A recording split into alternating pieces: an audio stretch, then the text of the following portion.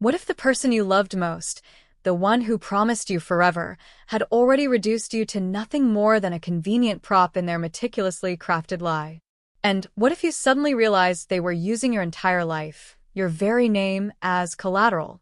That night, under the glittering, indifferent lights of a busy rooftop bar, Liam smiled at me. He put his arm around my waist, a gesture that should have felt comforting, but instead, it felt like a cage closing. The air around us, usually filled with carefree chatter, suddenly thrummed with a silent, menacing hum. He didn't hesitate for a second. That's what I remember most vividly. Not the music, not the city sparkling behind him, but how easily he said it. "She's just a friend." Like it was rehearsed, a line he'd practiced in the mirror. Everyone laughed. I even laughed. But inside, something went completely quiet, a cold dread washing over me. I felt every single pair of eyes in that room measuring the distance between his arm and my body, dissecting my reaction. We'd been together for 3 years, not casual, not undefined. 3 years of shared keys, shared passwords, shared dreams. Or so I thought. But in that agonizing moment, I realized something chilling.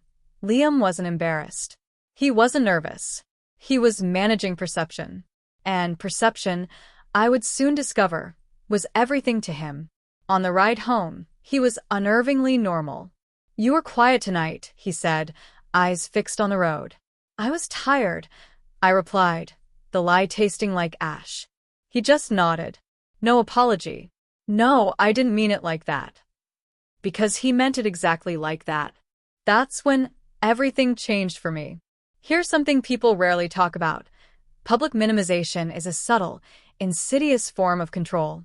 When someone shrinks your role in front of others, they're not just protecting themselves, they're rewriting the entire social contract. In that moment, I wasn't his partner. I was optional. And your brain registers that shift instantly. You don't feel anger first. You feel instability. Like the floor has tilted half an inch. Small enough that no one else notices, but big enough that you never stand the same way again. That night, Liam fell asleep almost immediately. I lay awake, not crying, not spiraling, just observing. Because once your brain senses a threat to attachment, it goes into overdrive, scanning for clues. It replays every suspicious moment. Late nights. Locked bathroom doors. The way he angled his phone screen away. The extra charger tucked into his gym bag. I should have seen it. The second phone wasn't hidden well. It wasn't meant to be. It was buried in plain sight, in his car's center console, beneath a pile of old receipts. Not locked, just separate. That detail mattered. If someone truly fears being caught, they conceal. If they feel superior, they compartmentalize. He didn't think I'd ever look. That was his first mistake. I didn't open it that night. Impulse is emotional, strategy is cold. And I needed to be cold. Instead, I rolled over and wrapped my arm around him. He stirred slightly, murmuring, half awake. Comforted. Safe. That's when my decision solidified. If I was just a friend, I would become the best friend he ever had. The next morning, I made his favorite breakfast, egg whites, avocado toast. He beamed, as if nothing had fractured. "You're amazing," he said. I held his gaze. Of course. That's what friends are for. He didn't catch it. That's the thing about people who underestimate you. They stop truly listening. Over the next week, I became lighter, less attached, less demanding. No questions about his schedule. No irritation when he came home late. I even encouraged him. "You should go out with your coworkers more often." His surprise was subtle, but it was there. Because control works best when the other person resists.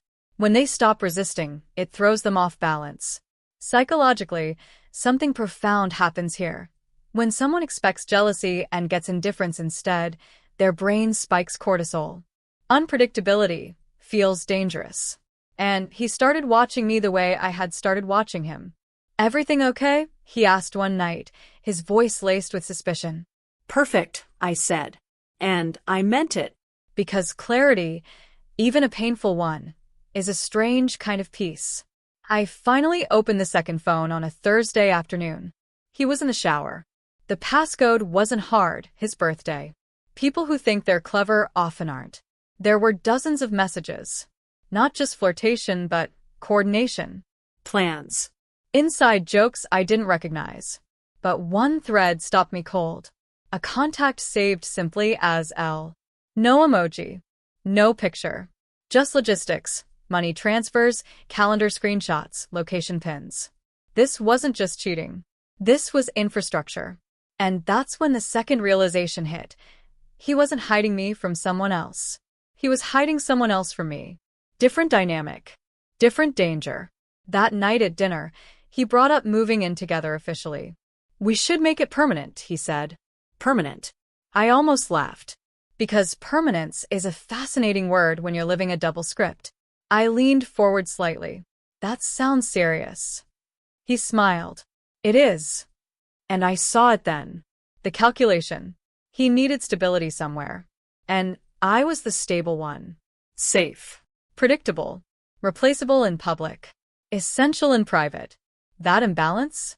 It was about to flip. But I was completely wrong about one thing. I thought I was the only one playing quietly. I thought I was the only one planning. I didn't yet know what L actually stood for.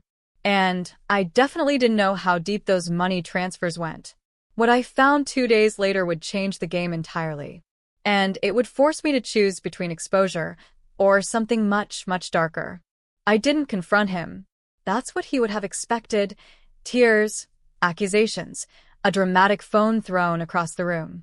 Instead, I made coffee. I sat across from him and watched him scroll. Big week. I asked casually. He nodded. Yeah. A lot moving around. A lot moving around. Interesting choice of words. I had spent the entire previous night meticulously going through that second phone again. Not emotionally, but systematically. Dates. Transfers. Locations. There was a pattern. Every money transfer to L happened 2 days after he met with his business partner, David. Every location pin was within walking distance of a specific downtown building. Not a hotel. Not an apartment. An office complex. That's when the narrative completely shifted. This wasn't an affair. Affairs are impulsive. This was structured. Deliberate. And it involved money. I decided to test my theory. Hey, I said, as if it just occurred to me. Whatever happened to that startup idea you and David were working on? His eyes flicked up too fast. It fizzled. 2 words. Flat. Final.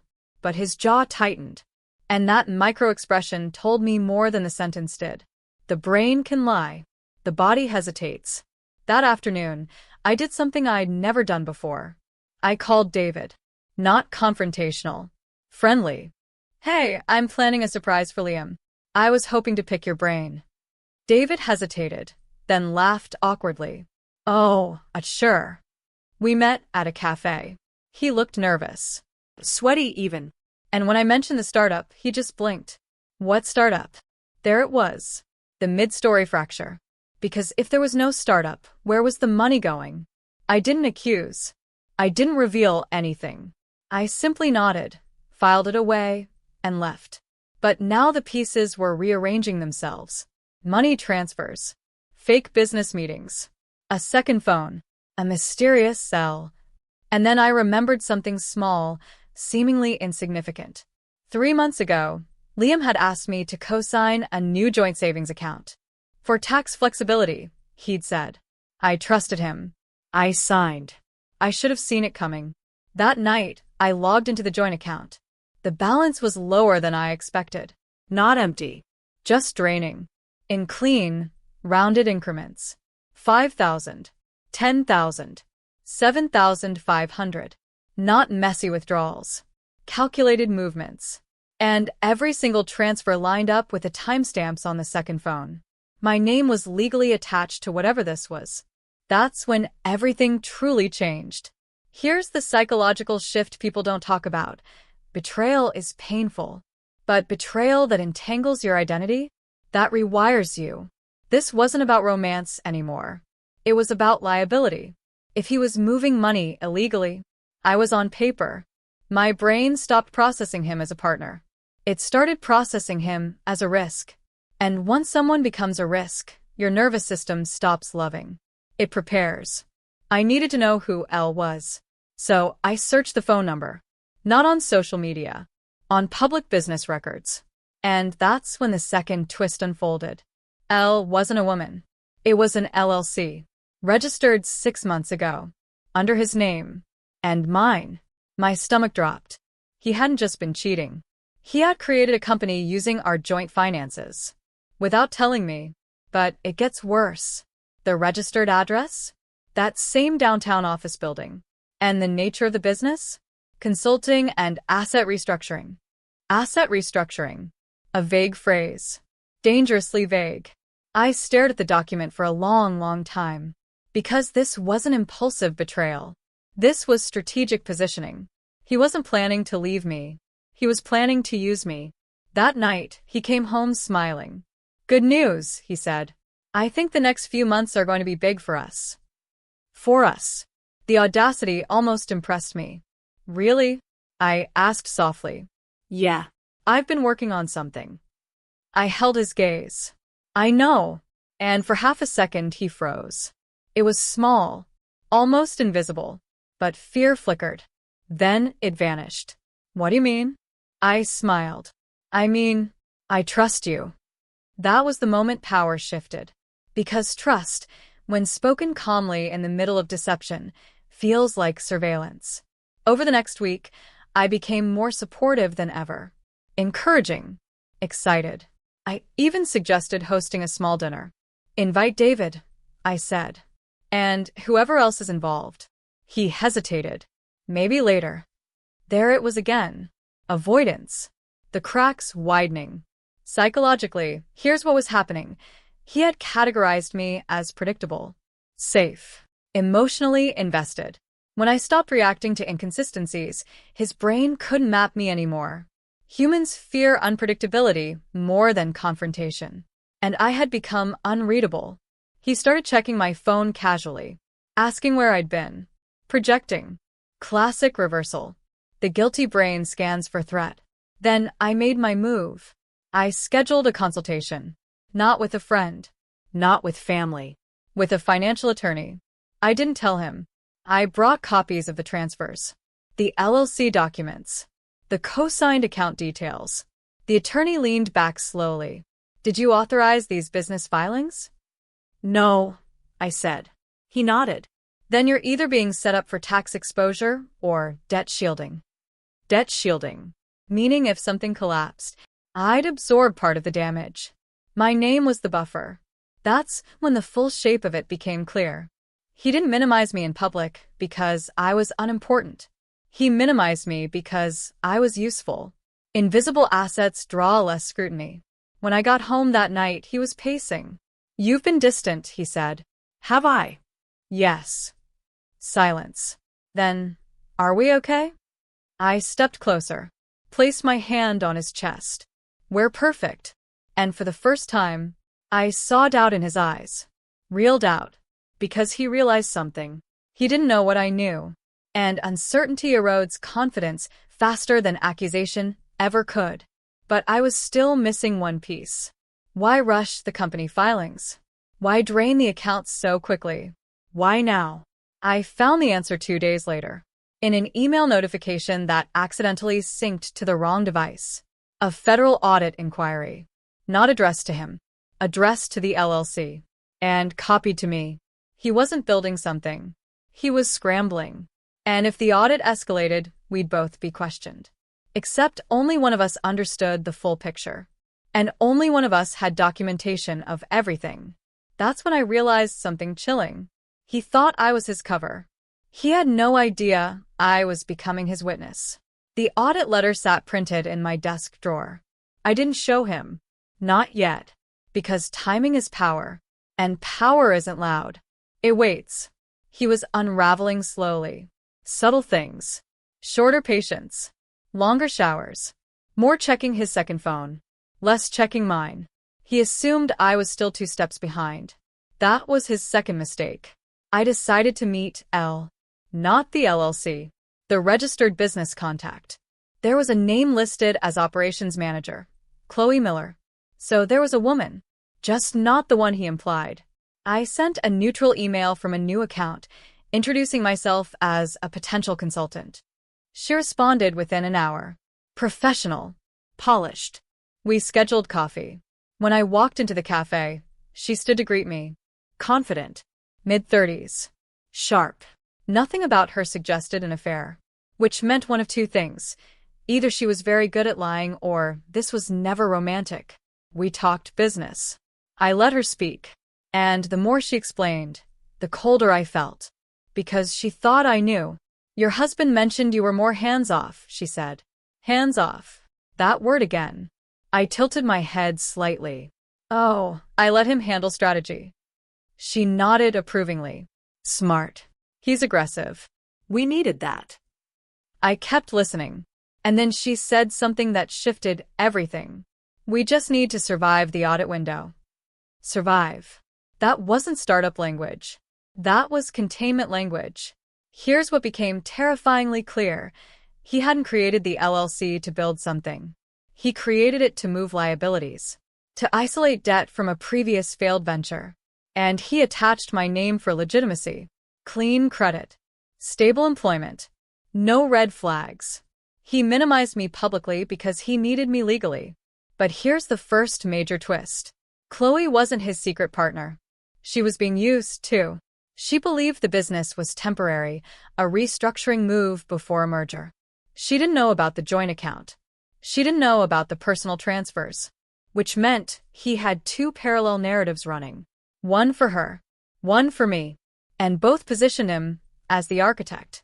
I left that meeting with confirmation. And leverage. Because now I had something he didn't expect. A witness who didn't realize she was a witness. I didn't expose anything yet. Instead, I sent Chloe a follow-up email. I'd love to attend the next strategy meeting. She replied enthusiastically. Of course. Of course. He had told her I was disengaged, which meant my presence would destabilize him. That night, he seemed distracted. Everything okay? I asked. Yeah. Too fast. He checked his second phone 3 times during dinner. I let the silence stretch. Then casually said, I'm excited to be more involved in your company. He blinked. What? The LLC. I think it's time I stop being so hands-off. There it was. Fear. Not dramatic. But sharp. That's not necessary, he said carefully. I insist. Psychologically, this is where the reversal locks in. When someone believes they control information, they feel powerful. When that illusion cracks, anxiety spikes. He started over-explaining, over-justifying, sending me articles about complex tax structures, trying to drown me in jargon. But I had already spoken to an attorney. I knew what mattered. And what didn't? The strategy meeting was scheduled for Friday. Conference room. Downtown. Same building from the location pins. I arrived early. Sat at the head of the table. When he walked in and saw me there, he stopped mid-step. For the first time since that rooftop bar, he looked small. Oh, he said. I didn't know you were coming. I smiled. Friends support each other. Chloe entered behind him. Cheerful. Unaware. We started discussing numbers. Projections. Exposure windows. Audit response drafts. And then I asked one simple question. Why was our joint savings used for operating transfers? Silence. Chloe looked confused. R. I held eye contact with him. Yes. R. His mind was racing. You could see it. Calculating outcomes. Deny. Deflect. Blame accounting. But the problem with complex lies is that they require stable ground. And I had removed it. He tried to laugh. It's temporary positioning. For what? I asked calmly. Another silence. Chloe's expression shifted. I thought this was backed by investor capital, she said slowly. There it was. The second major twist, detonating in real time. He hadn't told her about personal funds. He had told her they had external investors. Which didn't exist. He was juggling illusion on both sides. And now both audiences were in the same room. I think, I said evenly, We should pause operations until liability clarity is established. Corporate language. Cold. Neutral. Devastating. Because liability clarity means investigation, documentation, paper trails. And he knew I had access. He looked at me then. Really looked at me, trying to find the version of me who would protect him, the one who would stay quiet to preserve the relationship. But that version had ended on a rooftop. When I became just a friend, the meeting dissolved awkwardly. Chloe asked for documentation. He promised to send it. I knew he couldn't fabricate enough, fast enough. And now he had a second person questioning him. Pressure from two angles. That night, he confronted me. "What are you doing?" His voice wasn't angry. It was scared.